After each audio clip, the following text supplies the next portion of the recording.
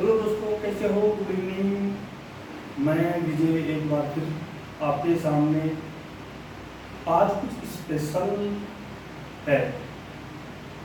यानी कि हमने पहला चैप्टर कंप्लीट कर लिया था, भारत में राष्ट्रवाद, लेकिन उसी चैप्टर को और विशेष बनाने के लिए मैं कुछ लेके आया हूँ। तो डायरेक्ट अब हम बोर्ड पे चलते हैं। बोर्ड पे देखिए, क्लास 10 सामाजिक विज्ञान, भारत में राष्ट्रवाद, महत्वपूर्ण क्वेश्चन पार्ट 1। यानी कि ये पार्ट 1 है। आगे आगे देखो होता क्या है पार्ट 4।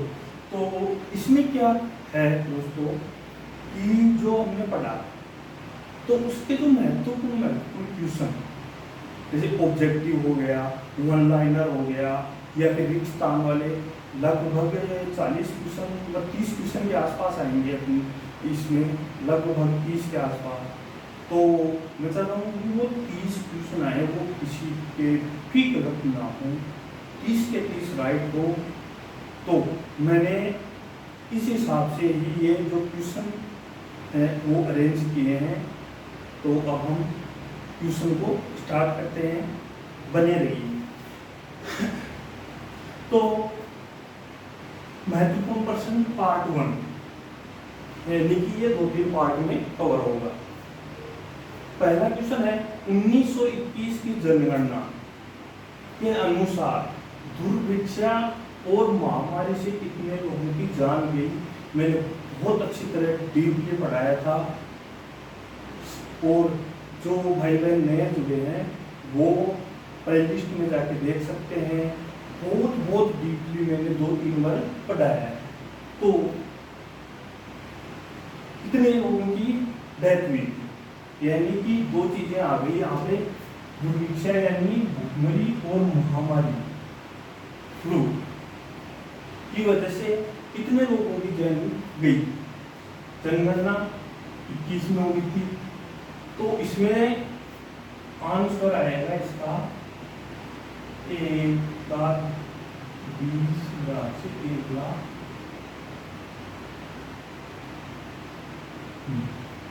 तो अब इसमें फैक्ट देखो, जनगणना 21 की, भूखमरी यानी कि उसका उस समय, इससे अंदाजा लगाओ कि उस समय खाद्यान्न की कितनी कमी थी, और फिर महामारी, 3 फैक्ट है इसमें। अब दूसरा क्वेश्चन है महात्मा गांधी भारत कब आए। दिखने में इजी है, लेकिन इससे हम 2-3 क्वेश्चन बनाएंगे। तो महात्मा गांधी भारत आए 9 जनवरी 1915। तो 9 जनवरी 1915 महात्मा गांधी भारत आए। अब 9 जनवरी को क्या मनाया जाता है, ये भी हमें ध्यान होना चाहिए। 9 जनवरी को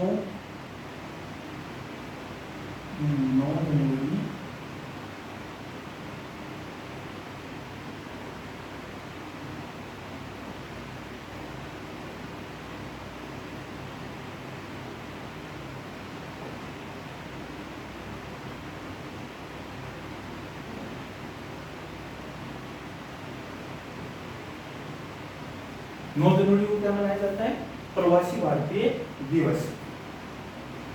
तो 2 क्वेश्चन हो गए इसमें। 9 जनवरी 1915 को महात्मा गांधी भारत आए, 9 जनवरी को प्रवासी भारतीय दिवस मनाते हैं। तीसरा क्वेश्चन, गांधी जी के सत्याग्रहों का सही क्रम,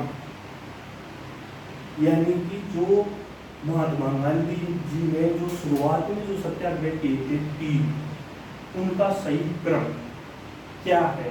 ये क्वेश्चन में आपके वन लाइनर में भी आ सकता है, ऑब्जेक्टिव में भी आ सकता है, या फिर जो मिलान वाले क्वेश्चन आते हैं कई बार वो क्वेश्चन भी दे देता है, उनके डेट देके उनको मैच करना।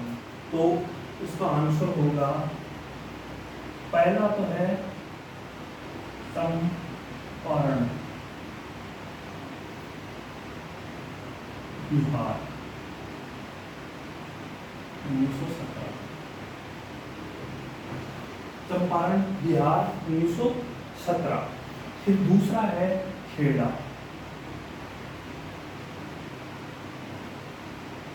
गुजरात।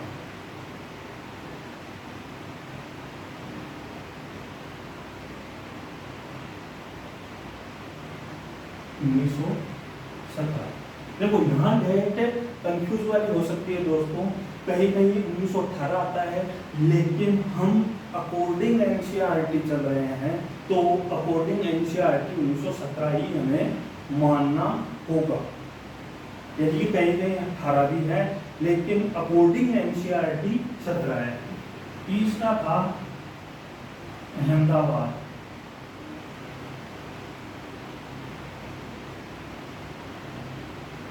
मील मजदूर।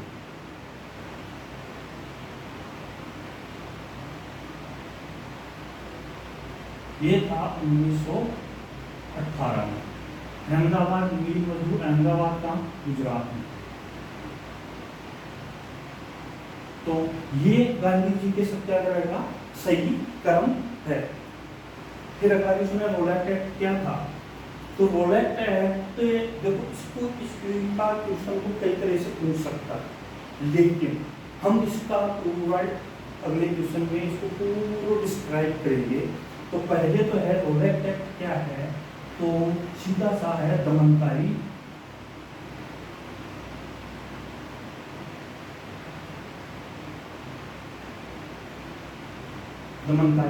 कानून। एग्जामिनर कैसा भी क्वेश्चन बनाए हम तैयार हैं। आया कब था, 1919 में भारत आया। रोलेट एक्ट भारत कब आया, 1919। रोलेट एक्ट क्या है, दमनकारी कानून। अब अगला क्वेश्चन देखो, राजनीतिक गतिविधियों को कुचलने और वह राजनीतिक कैदियों को बिना मुकदमे के 2 साल तक जेल में रखना किस कानून के तहत, तो इसमें क्या आएगा, रोलेट एक्ट 1919। अब देखो इसमें पूरा आ गया, ये क्वेश्चन है। तो अगर हम वन लाइनर में अगर क्वेश्चन पूछता है हमें, तो उस सिचुएशन में क्या करेगा, रोलेट एक्ट क्या है, रोलेट एक्ट क्या है, एक मिनट में जैसे देखो रोलेट एक्ट क्या है।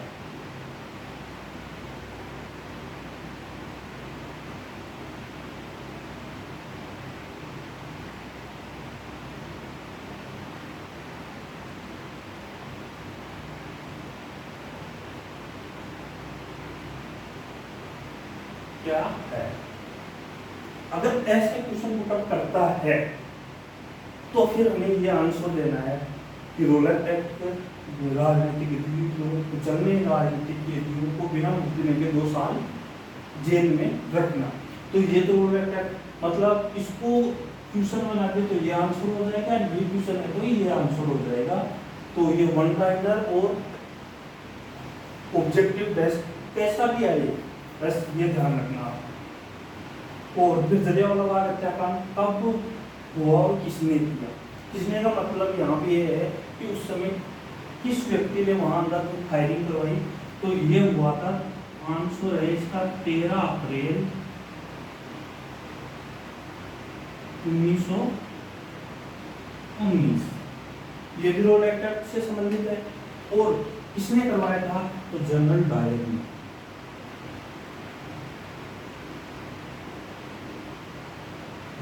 जनरल डायर ने वहां पे फायरिंग करवाई थी। तो अब आप कंफ्यूज नहीं होंगे, मैंने रोलेट एक्ट का पूरा विवरण डाल दिया। इधर से क्वेश्चन इसको आंसर बना सकता है, इसको क्वेश्चन बना सकता है, ये क्वेश्चन बन सकता है तो ये आंसर बन सकता है।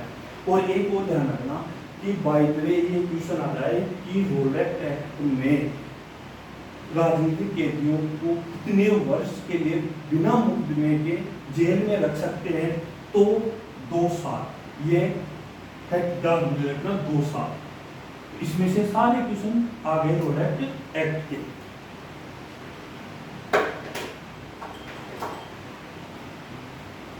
अब है खिलाफत कमेटी का गठन कब और किसने किया? हमने पढ़ा था खिलाफत ऑटोनोमस साम्राज्य जो का सर्वोच्च पद था। ऑटोनोमस साम्राज्य मतलब जो मुस्लिम कम्युनिटी के जो देश थे, बहुत से देशों को मिलाकर ऑटोनोमस साम्राज्य बना था। उसका हेड था टर्की या तुर्की। तो खिलाफत कमेटी का गठन कब?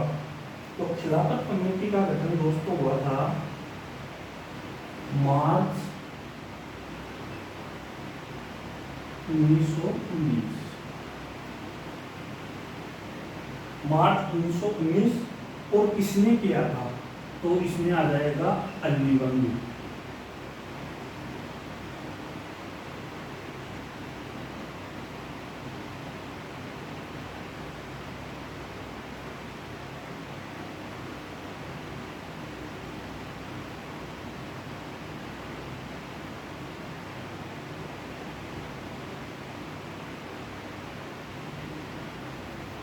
समझते हैं? मार्च 1919 में अली बंधु, यानी कि अली बंधु कौन थे? दो भाई थे, मोहम्मद अली और शौकत अली। तो ये खिलाफत कमेटी का गठन कहाँ पे हुआ था? मुंबई में।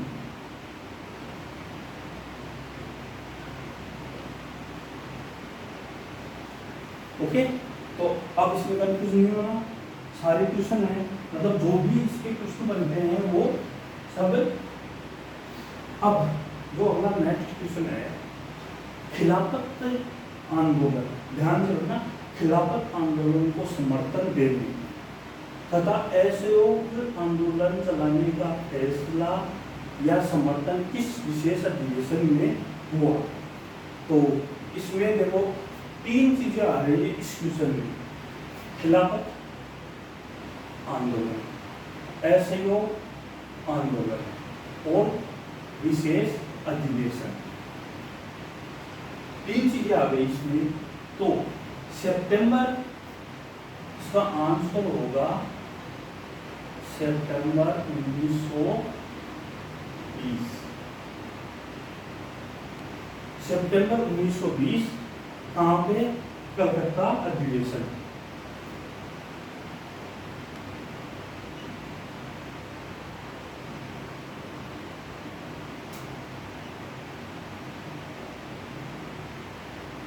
कब हुआ था अधिवेशन?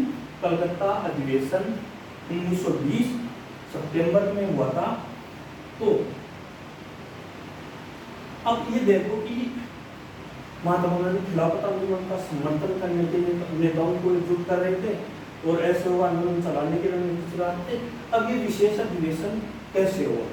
देखो दोस्तों, कांग्रेस के जो अधिवेशन होते थे वो अमूमन लगभग दिसंबर महीने में होते थे। अगर इसके अलावा किसी मंथ में अगर अधिवेशन होता था तो वो विशेष अधिवेशन कहलाता है।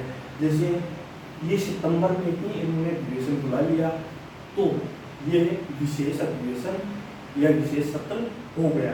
इसीलिए विशेष सत्र अधिवेशन बोलते हैं, क्योंकि कांग्रेस के अधिवेशन हमेशा अमूमन यानी कि दिसंबर में होते थे।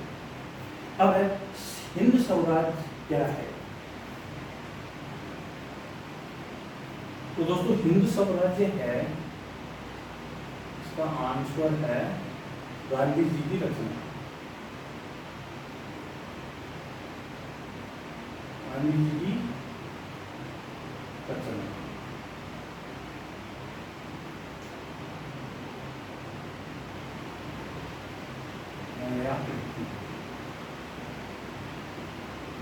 प्रकाशित हुई 1909। इसी में ही असहयोग आंदोलन का मतलब असहयोग का जिक्र किया गया था। अब नेक्स्ट क्वेश्चन है, किस अधिवेशन में असहयोग आंदोलन पर बोर्ड लगा दी? अब यहाँ पर विशेष नहीं है, ये बोर्ड करना, ये छोटी छोटी चीजें है ना, ये ही बहुत कंफ्यूज करती है। यहाँ विशेष था या यहाँ विशेष नहीं है। तो वो कौन सा अधिवेशन था जिसमें असहयोग आंदोलन पर बिल्कुल बहुत लग गई भाई अब असहयोग आंदोलन चलेगा? तो वो था दिसंबर 1920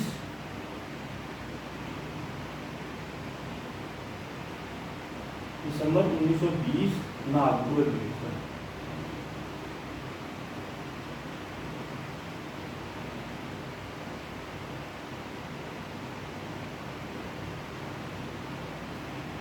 समझ में? यहाँ प्रस्ताव रखा था और दिसंबर 1920 के नागपुर अधिवेशन में वो पास हो गए। फिर नेक्स्ट क्वेश्चन है, मद्रास में गैर ब्राह्मणों द्वारा किस पार्टी का गठन किया गया और क्यों किया? क्यों किया, किसने किया और कौन सी पार्टी थी और किसने किया? तो देखो, पार्टी थी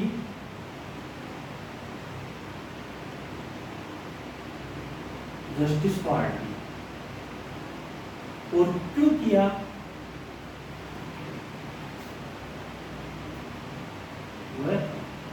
क्यों किया? चुनाव में भाग लेने के लिए।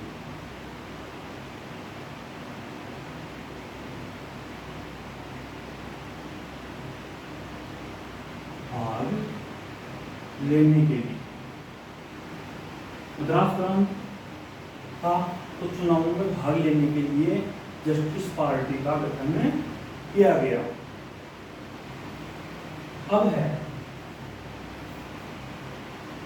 अब ये क्वेश्चन बार बार क्वेश्चन 5वें क्वेश्चन की तरह है।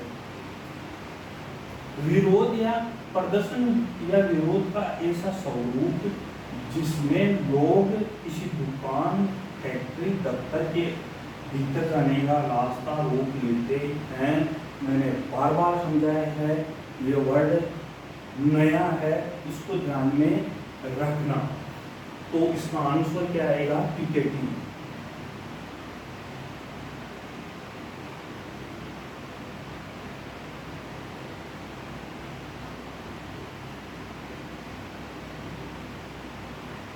इसका आंसर आएगा पिकेटिंग।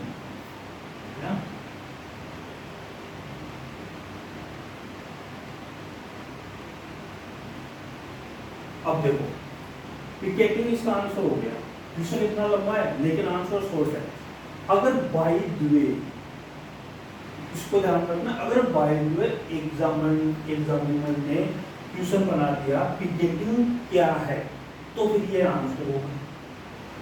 समझना है इसको अच्छी तरह कि अगर पिकेटिंग क्या है तो फिर ये आंसर क्या होगा इसका? प्रदर्शन या विरोध का ऐसा स्वरूप जिसमें लोग किसी दुकान, फैक्ट्री, दफ्तर के भीतर जाने का रास्ता रोक लेते हैं। उस सूरत में पिकेटिंग क्या है तो ये आंसर होगा। ये अगर क्वेश्चन है तो इसका अर्थ है पिकेटिंग। समझ में? अगला नेक्स्ट क्वेश्चन, अवध किसान आंदोलन का नेतृत्व है किसने किया? किसने किया? तो सन्यासी आंसर आएगा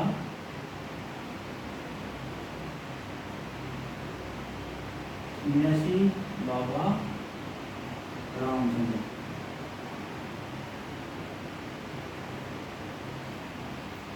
तो अवध किसान आंदोलन का नेतृत्व किसने किया? सन्यासी बाबा रामचंद्र ने किया। अब फिर है अगला नेक्स्ट क्वेश्चन है, अवध किसान सभा का गठन कब और किसने किया? दोनों रिलेटेड क्वेश्चन है।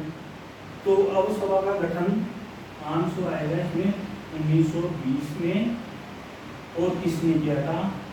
बाबा रामचंद्र।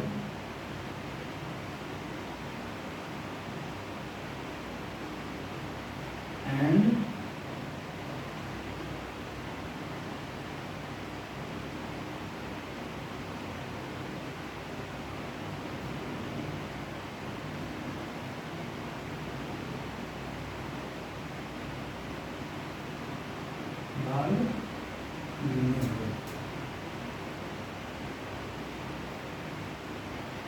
किसने किया था? जवाहरलाल नेहरू और बाबा रामचंद्र। कब किया था? 1920 में। अब अगला क्वेश्चन, नेक्स्ट क्वेश्चन है, बारडोली सत्याग्रह का नेतृत्व किसने किया था?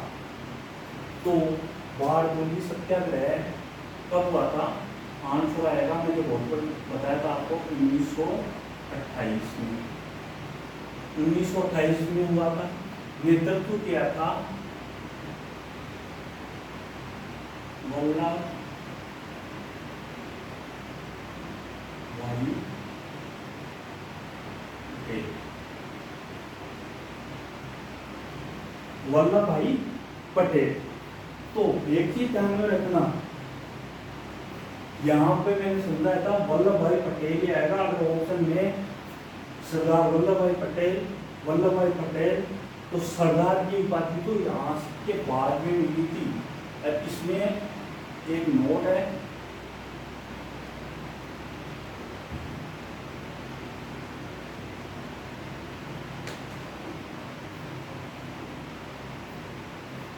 ये सरदार लगाता है इसके 1928 के बाद में। इसमें 3-4 क्वेश्चन हो गए। फिर है इंग्लैंड इमिग्रेशन एक्ट 1859 क्या है? क्या है इंग्लैंड इमिग्रेशन एक्ट 1859 क्या है? तो एक देखो ध्यान रखना, ये था बागानों में काम करने वाले मजदूरों से संबंधित। तो इसका राइट आंसर होगा बागानों में काम करने वाले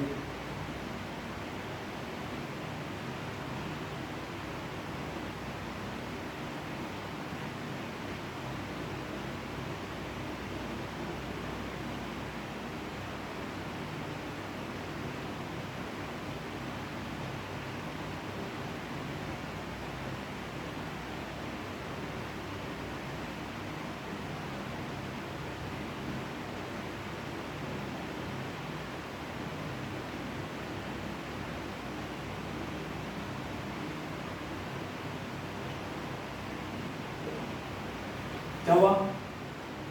इंग्लैंड इमिग्रेशन एक्ट 1859 क्या है? बागानों में काम करने वाले मजदूर बिना अनुमति के बाहर नहीं जा सकते। तो ये इसका राइट आंसर है। और देखना, अब ये अगर इसमें इस आंसर को क्वेश्चन बनाते कि बागानों में काम करने वाले मजदूर बिना अनुमति के बाहर नहीं जा सकते इस एक्ट के तहत, तो England immigration act 1859।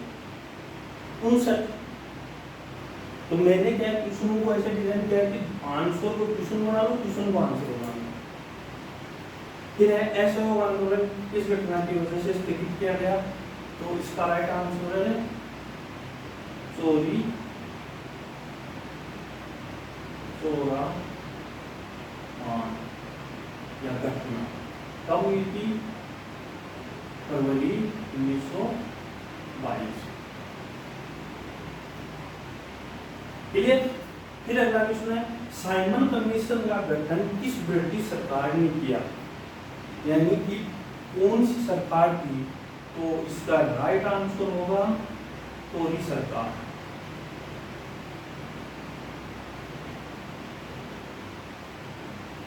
Right answer क्या हुआ? टोरी सरकार। फिर साइमन कमीशन भारत कब आया? तो साइमन कमीशन भारत आया फरवरी मार्च 1928, यानी कि फरवरी मार्च 1928। डेट वैसे फिक्स नहीं है, लेकिन कहीं कहीं पर 13 फरवरी इसकी डेट, 3 फरवरी इसकी डेट मानते हैं। तो फरवरी और मार्च में भारत आया फर्स्ट बार, और सेकेंड बार आया अक्टूबर 1928 में। अब लास्ट क्वेश्चन है भारतीय संवैधानिक आयोग या भारतीय वैधानिक आयोग किसे कहा जाता है?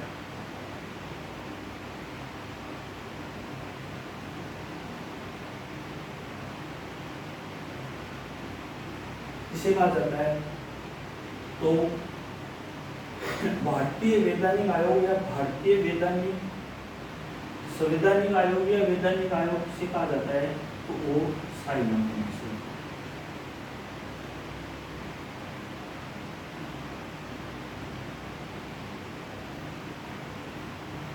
क्लियर?